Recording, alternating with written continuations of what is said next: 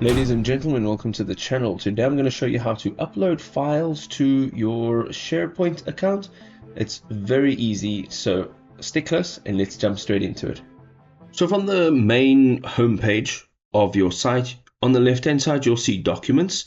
You may see it up here at the top depending on what your layout looks like, and you also may find it here in the gear icon. Okay, so essentially what we're looking for here is documents. So we're going to navigate to documents, and from here you will see there is a new item and there is an upload item. Now if you want to click on new, you can create a folder and you can create new documents over here. But what we want to do is click on upload, and here if you click on files, you'll be able to upload a file or multiple files.